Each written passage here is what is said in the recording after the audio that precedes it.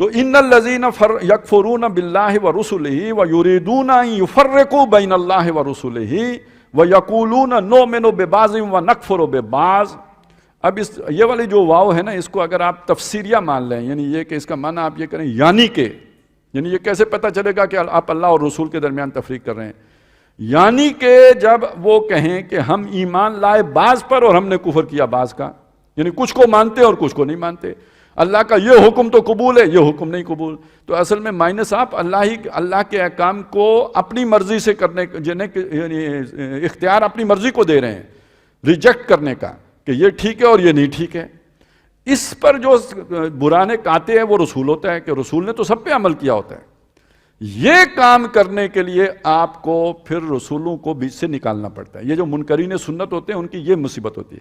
ابھی آج کل پتہ نہیں، مجھے بھی کسی نے 2-3 بندوں نے، وہ ایک نہ داڑھی نہ مچھ قسم کا ایک اسکالر ہے، اس کی کچھ بھیجا ہے، وہ کہتا ہے کہ یہ رمضان تو کوئی شے ہی نہیں ہے، یہ تو دین میں ہے ہی نہیں، روزہ تو کوئی چیز ہی نہیں ہوتی، یہ پتہ نہیں کدھر مولویوں نے نکال کے لے ہیں، پتہ نہیں کون سا اسلام ہے. تو وہ صاحب جناب یہ پٹی پڑھا رہے ہیں. اب یہ کیا ہے؟ یہ اصل میں انکار کس کا ہو رہا ہے؟ یہ محمد رسول اللہ کا ہو رہا ہے. یعنی ہم اللہ کی مانتے ہیں، وہ کتب علیکم الصیام تو قرآن میں لکھا ہے، اس کی تشریح ہم کریں گے، وہ تشریح جو محمد رسول اللہ نے کیا وہ نہیں مانیں گے.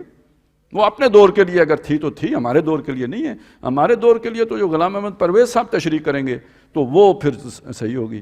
تو اس سے تو بہتر ہے غلام احمد پرویز صاحب کی تشریح ماننے سے کہ کم از کم جو شیطان نے تشریح کی ہے اپنے قادیانی صاحب کی صورت میں، تو پھر بندہ وہ مان لے. کوئی تو مافوق البشر ہستی ہے نا جس کی آپ نے تشریح مانی ہے. یہ تو اپنے ہی میں سے ہیں جن کی تشریح آپ نے مان لی. تو ویسے تو اب تو وہ بھی دنیا سے چلے گئے.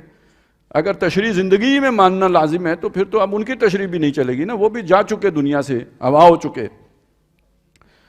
وَيُفَرِّقُونَ وَنُؤْمِنُ بِبَعْضٍ وَنَكْفُرُ بِبَعْضٍ وَيُرِيدُونَ أَن يَتَّخِذُوا بَيْنَ ذَلِكَ سَبِيلًا. اب یہ ہے جو آپ جسے کہتے ہیں نا چیز کو بالکل واضح کر دینے والی. اصل مقصود ان کا کیا ہے کہ وہ چاہتے ہیں کہ درمیانی راستہ نکال. وہ کہتے ہیں ہم اعتدال کا راستہ اختیار کرنا چاہتے ہیں. تو انتہا پسندی کس کو کہتے ہیں؟ اسلام کو. اس دین کی اس انٹرپریٹیشن کو جو محمد الرسول اللہ نے کی ہے وہ ان کی نظر میں انتہا پسندانہ ہے. اعتدال کیا شے ہوگی؟ ایک طرف حضور کا بتایا ہوا اسلام ہے، دوسری طرف شیطان کا بتایا ہوا طریقہ کفر ہے. ان دو کے درمیان ہم ایک تیسرا راستہ بنا لیتے ہیں. اب آپ بتائیے وہ اسلام ہوگا؟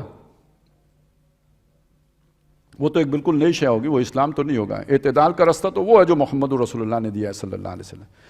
تو یعنی وہ اگر آپ اقبال کے اس شعر کو سمجھنا چاہتے ہیں نا، با مصطفیٰ برساں خیشرا کے دی ماؤست گرباؤ نہ رسیدی تمام بولابست، تو وہ محض شاعری نہیں ہے. اصل میں دنیا قانون کے اعتبار سے جب آپ دیکھیں گے اور عمل کے اعتبار سے آپ جب دیکھیں گے، یعنی اس کی عملی شکل کے اعتبار سے جب دیکھیں گے تو دین سارے کا سارا محمد الرسول اللہ ہی بنیں گے. آپ انہیں بیچ سے نکال دیں گے تو دین کا آپ جیسے چاہیں پھر آپ وہ ناک سیدھی کر لیں، اسے موم کی ناک بنا لیں، پھر تو آپ کے اختیار میں آ جائے گی ساری بات.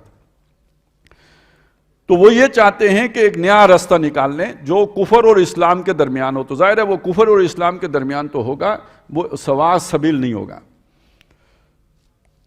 اولئک هم الکافرون حقا، یہ تمہیں مسلمان لگتے ہیں؟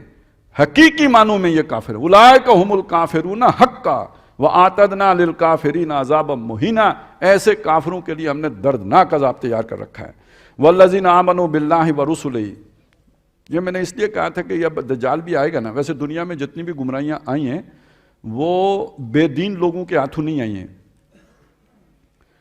دین والی شکل رکھنے والے لوگ اندر سے بے دین ہوتے تھے. ملحد اوپر جو لبادہ ہے وہ دینداری والا ہے، تقوی والا ہے. مکر و فریب تقوی کا چڑھایا ہوا اوپر.